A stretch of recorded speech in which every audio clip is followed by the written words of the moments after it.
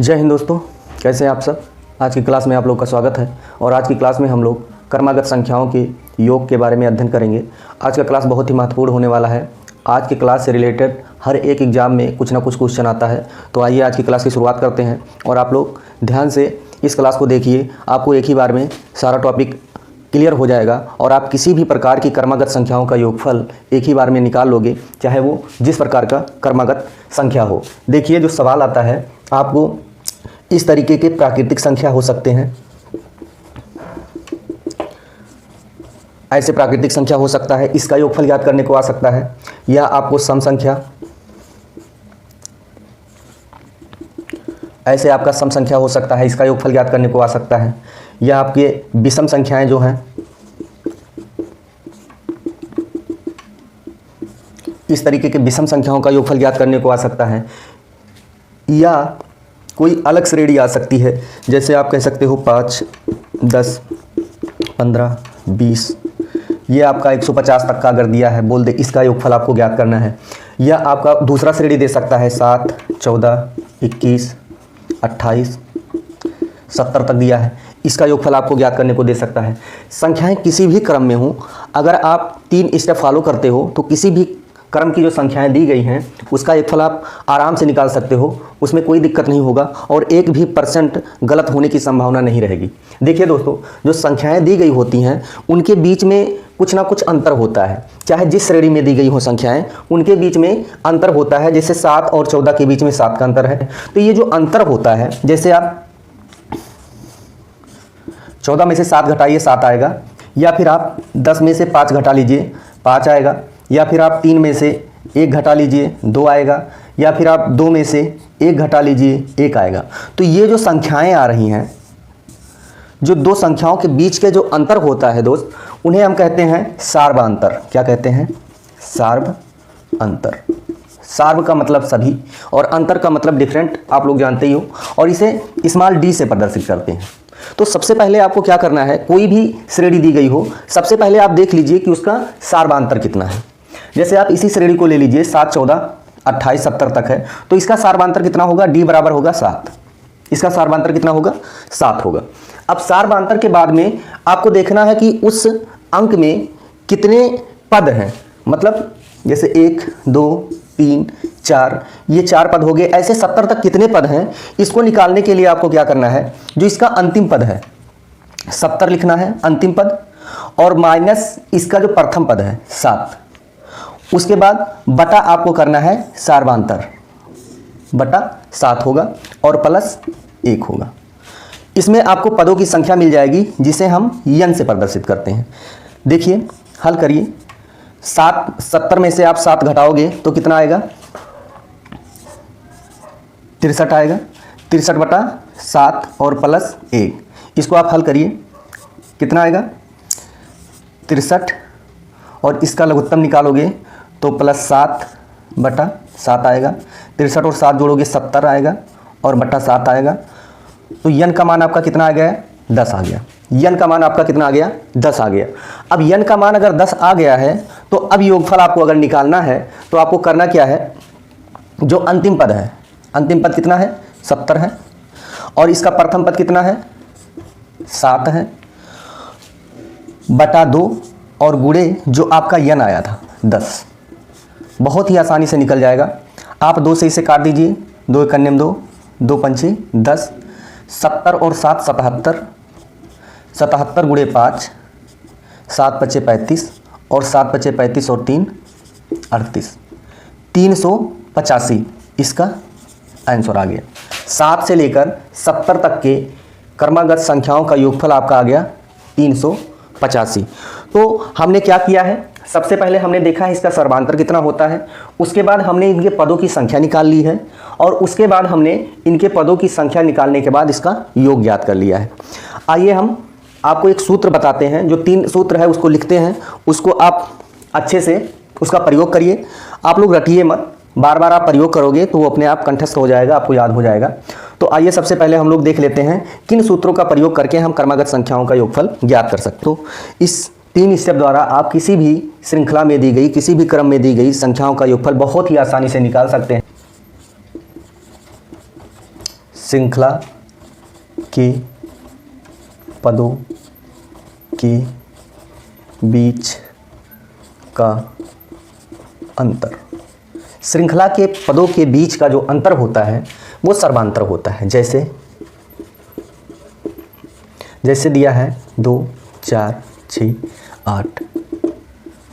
तो देखिए इनके बीच में अंतर क्या है, 4 - 2, 2।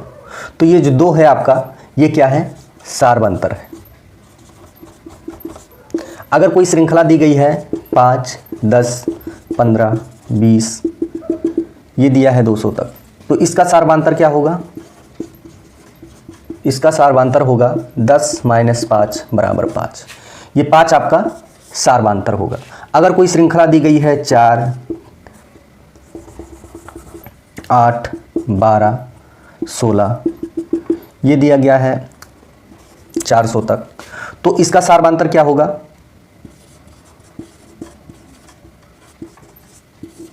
8 - 4 = 4।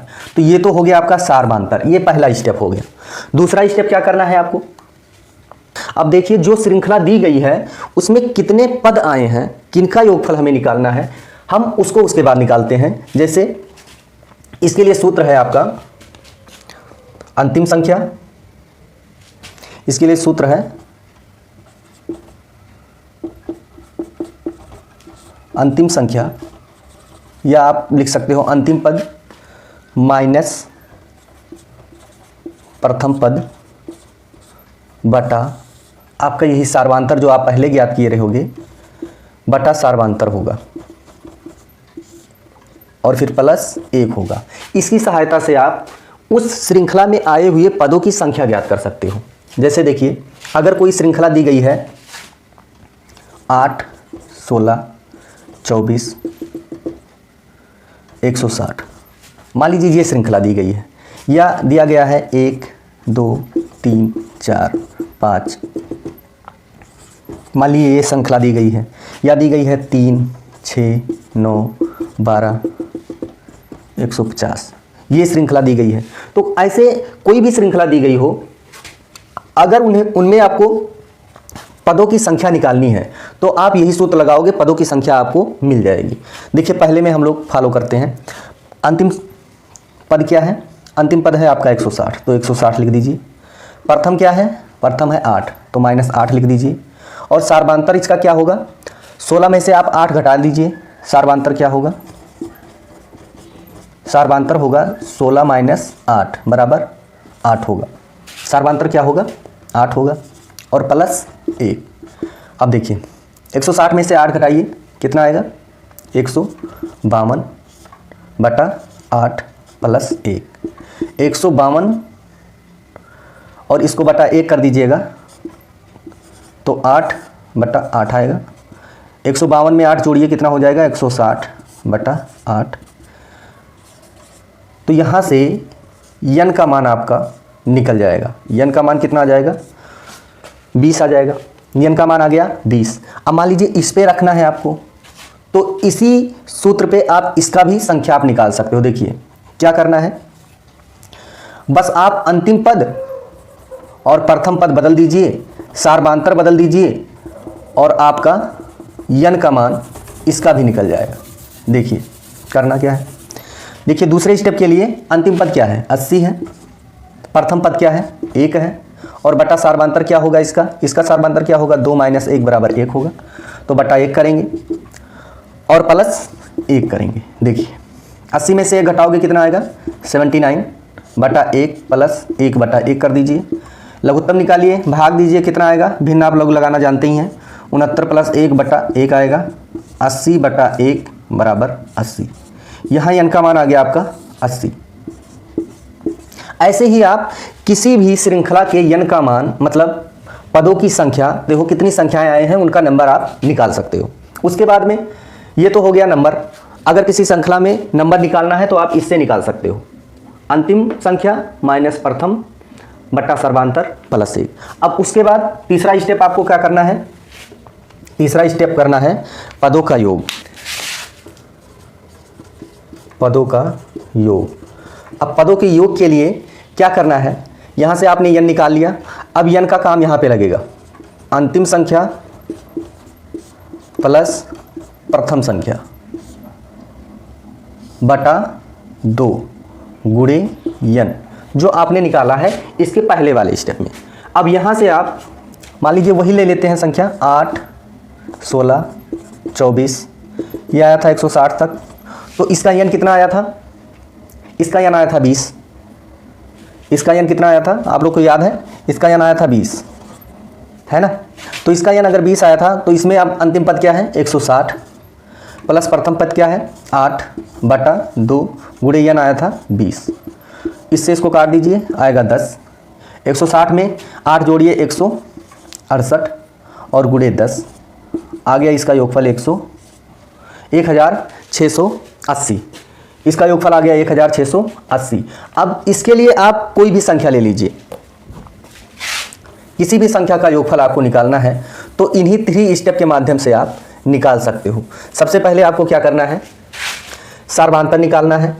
संख्या जो श्रेणी क्रम में दी गई है उसका सार्वधातुक क्या है वो निकालना है, और सार्वधातुक होता है श्रेणी में पदों के बीच का जो अंतर होता है। उसके बाद आपको पदों की संख्या निकालनी है, मतलब कोई भी श्रेणी जो दी गई है उसमें कितने पद आए हैं, पदों की संख्या कितनी है उसको निकालना है। उसके बाद तीसरे नंबर में आपके पदों का योग आएगा और पदों का योग आप निकाल सकते हैं। इस 3 स्टेप को फॉलो करके बहुत ही आराम से, ये तो समझाने के लिए इतना टाइम लगता है, नहीं तो मुश्किल से 2 मिनट नहीं लगेगा, 1 मिनट भी नहीं लगेगा और आप संख्याएं निकाल सकते हैं।